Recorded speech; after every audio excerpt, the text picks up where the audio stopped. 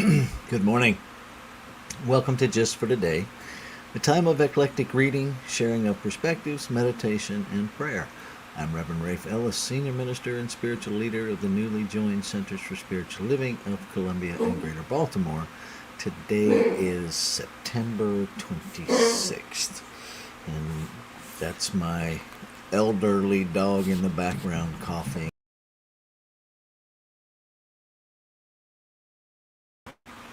There we go. So I just picked up The Voice of Knowledge by Don Miguel Ruiz and opened it up to page 103, and here's what it offers us. Before you learn to speak, your brain is like a perfect computer, but without a program. When you are born, you don't know a language. It takes several years for your brain to mature enough to receive a program. Then the program is introduced to you, mainly through your parents as well as other people around you. They hook your attention and teach you the meaning of words. You learn to speak, and the program goes inside you little by agreement. You agree, and now you have the program. This is what we refer to in science of mind as collective thought, right? Conditioned thinking. And when we understand how this is actually happening, we can go all the way back to the beginning of humanity and understand that this process of programming is generational, right? It is, so the language just keeps moving forward and changing and morphing. And for me, the power of recognizing that this is all by agreement is to recognize that within us, we have the agency, the power, the authority to change the agreements that we're programmed to. I can't change yours, but I can change mine, right? And that has to begin with acknowledging that it's even there in the first place. And then taking responsibility for what meanings am I agreeing to in my unaware self, because then it becomes an actual choice of, do I want to continue in that agreement, right? Because we can put 10 people in a room and give them any word in the English language, and we will get varying definitions of how they understand that word. And when we ask them to use it in a sentence, it becomes even more varied. And so language is malleable and it's personal, and yet, oddly enough, it is the tool that we experience as universal. And it actually isn't. We can just take the word bully as a perfect example. In its origin, it meant good fellow. And now it has become the exact opposite of that.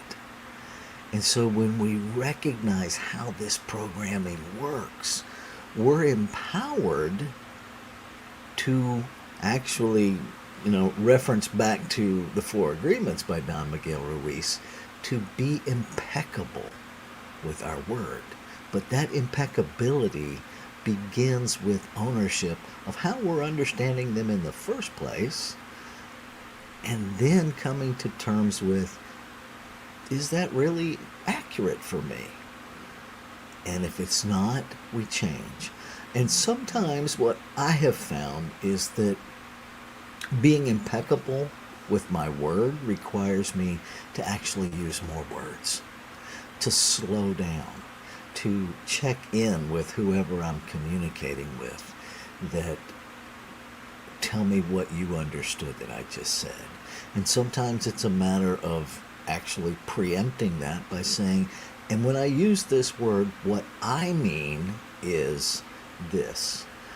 And so, in a culture where we're zoom, zoom, zoom, get it done, get it done, get it done, it can be challenging to slow our roll, actually, intentionally, purposefully connect with one another and communicate clearly what we mean, and to not assume that just because we used words that make sense to us, that what we said was either heard accurately or makes sense to the person we're communicating with, right? And so it's a beautiful tool of connection first and communication second. I don't know about you, that's not what I was taught about language. I wasn't taught that it was a tool of connection. I was taught that it was a tool of communication and mostly a tool to facilitate getting things done the right way, as if there's only one right way. And so we get to have a different experience of that if we choose to. And if we choose not to, we get to continue on as if. Either way, it's what works for you. And I invite you to get really honest with yourself about, is it actually working for you? Or is it just comfortable for you to be in the discomfort of miscommunication? Because sometimes not changing keeps us in this activity of habit behavior where we're actually making ourselves feel more alive by the irritation that we feel. Because at least then we're feeling something that makes us feel alive. And perhaps there are other options. Perhaps you can feel just as alive or even more alive from the energy and excitement of connection. That there's actually a place where serenity is an energetic aliveness that excites you more than chaos. Play with that. See what happens. And understand that all of it begins and ends with changing our programming. That there really is a fundamental truth to change your thinking, change your life. And with that, I'm going to read our offering one more time and take us into our time of meditation and contemplation. So reading from page 103, it's the beginning of chapter 7 that's titled Emotions Are Real.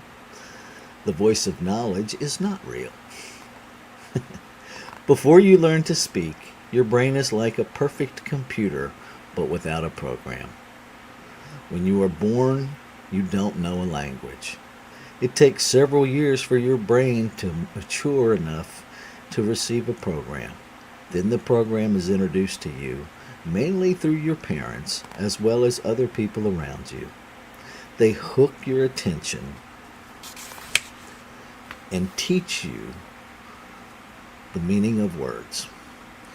You learn to speak, and the program goes inside you little by agreement. You agree, and now you have the program. So let's take that into our time of meditation and contemplation.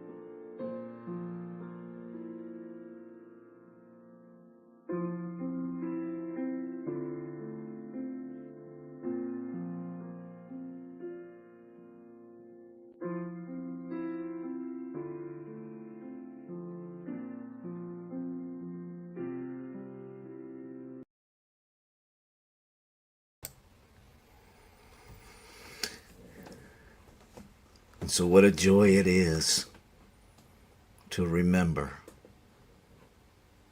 to bring together in my brain the truth, the idea, the reality, one reality, that there is only one absolute substance, consciousness itself, that is all life expressing, known by many, many names. God, Buddha, Allah, Great Spirit, infinite wisdom, the great mystery. By whatever name we call it, it is unlimited creation, formed and unformed, expressed and unexpressed, infinite possibility, continuously expressing itself as creation. And I know that it infuses itself into its creation, never separate from itself. One whole, perfect, and complete unity, expressing in multiplicity. This one is diversity itself. It is the language itself. Every thought, an idea in the one mind, in the one life. Every breath, a breath of the one breath. Every individualized expression, a cell in the one body of wholeness, of completeness, of perfection. And in this truth, I recognize that I am that in form. I recognize that all life is that in form. No difference between any of us expressing. And so I claim and affirm that this whole process of language is malleable within each of us. That within each of us we claim the divine agency and authority within us to align our spiritual understanding, our spiritual truth with the language we choose to use.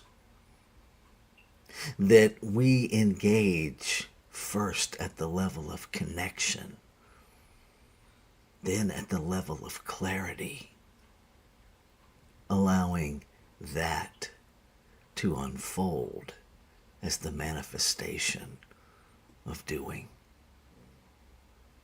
And I'm grateful. Grateful to know that in this ever-changing expression of life, what heals in one place heals in every place. And so I claim and affirm the individualized responsibility to do my part, for each of us to do our part. No more pointing fingers at others to do their part. I start with me, knowing that that energy expands to the whole. And so knowing that the word spoken is the word complete, I celebrate. I celebrate that it's already done.